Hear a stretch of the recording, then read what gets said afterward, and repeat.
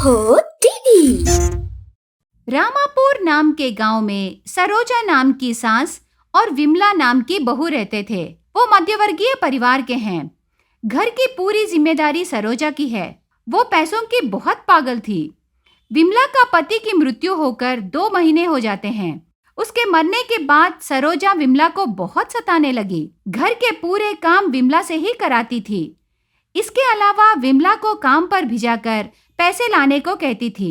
वो सब कुछ अपने पास मंगाकर बैठकर खाती थी।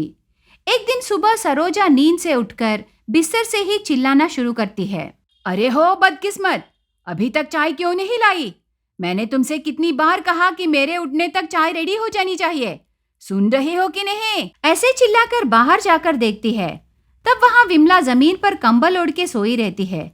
सरोजा गुस्से से जाकर सोई रही विमला को जोर से लात मारती है। उठ रे बेकार लड़की, इतनी सुबह होने के बाद भी नींद से नहीं उठी? घर का पूरा काम कौन करेगा रे? तू महारानी है क्या? कूली के काम पर जाना है ना। अभी तक तू सोई रहने से मुझे पैसे कैसे आएंगे? उठ उठ बदकिस्मत लड़की। तब तुरंत विमला ऊपर उठ के बैठकर ऐसे कहने लगी। सासू माँ, कल रात से मुझे बहुत बुखार है। आपके मार से मेरा शरीर पूरा बहुत दर्द हो रहा है। रात भर मैं नहीं सोई। सुबह पता नहीं कब नींद आ गई। मैं उठ नहीं सकती सासू माँ। मुझे बहुत थकान सा महसूस लग रहा है। आज एक दिन के लिए मुझे छोड़ दीजिए। ऐसे प्रणाम करके मनाने लगी। उसकी बात सुनकर सरोजा को और गुस्सा आने लगा। क्या रे महारानी, तुझे सिर्फ मारना नहीं मार डालना है रे।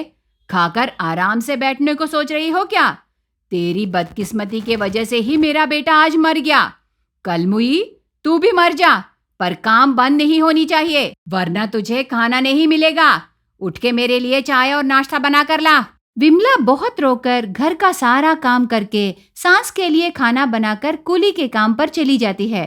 इस तरह विमला अपने दिन सरोजा की कठिनाइयों से बिताती है। एक दिन विमला जंगल के रास्ते से कूली के काम पर जाकर घर वापस आते समय बीच रास्ते में रोने की आवाज सुनाई देती है। ये कैसी आवाज है? शायद कोई रो रहा है। ऐसे सोचकर रोने की आवाज की तरफ जाने लगी। वहां एक बहुत बड़ा मुर्गी दिखाई देती है। उसे देखकर विमला आश्चर्य हो जाती है। उसको बहुत चोट लगे रहते हैं। उसके पास जाकर विमला ऐसे कहने लगी। कौन हो तुम? तेरे शरीर पर इतने सारे घाव क्यों हैं? तुम इतने बड़े कैसे बन गए? मैं एक अच्छी नस्ल की मुर्गी हूँ। कुछ शिकारियों ने मुझे पकड़ने की कोशिश की। मैं उनसे बचकर इधर भागकर आ गई।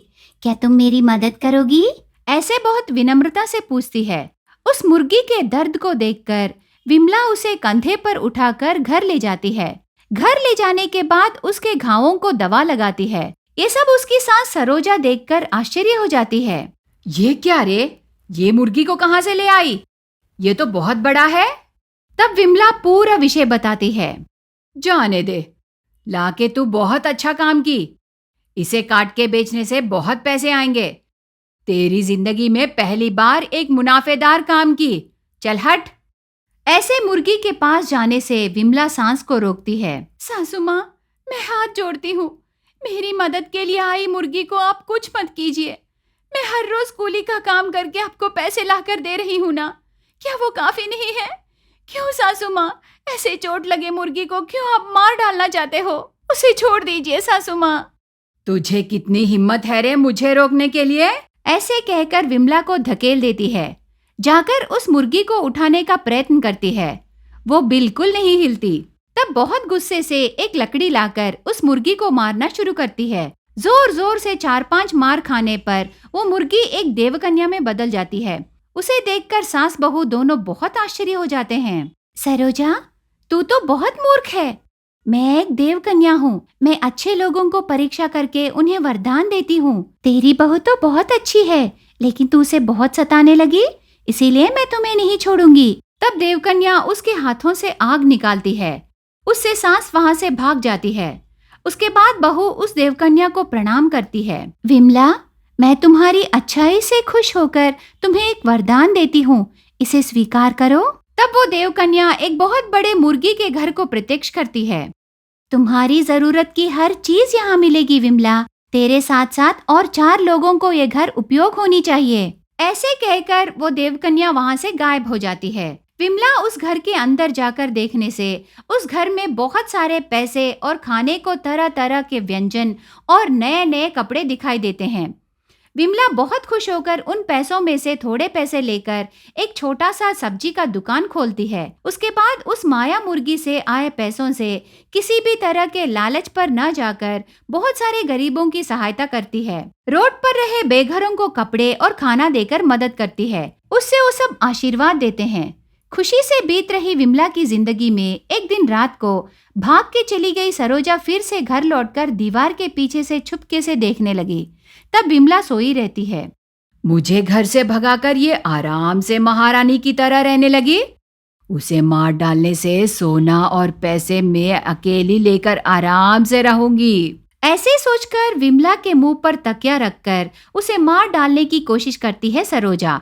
विमला जोर जोर से चिल्लाने लगी, छोड़िए, मुझे छोड़ दीजिए।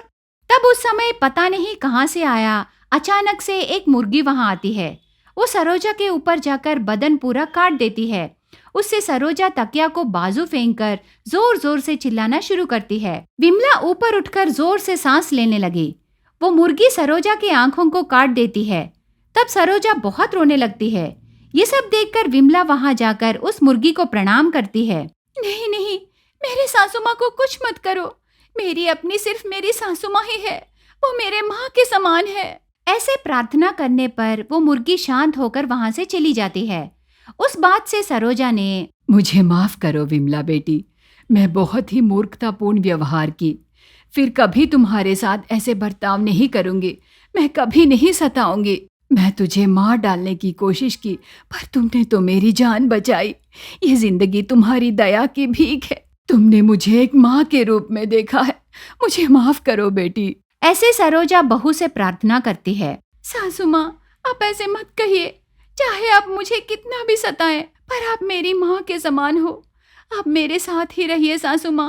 मैं आपको बहुत संभाल कर देखूंगी। अब फिर से वापस आने के लिए मुझे बहुत खुशी हो रही है। ऐसे उसकी अच्छाई को और एक बार दिखाती है बहू।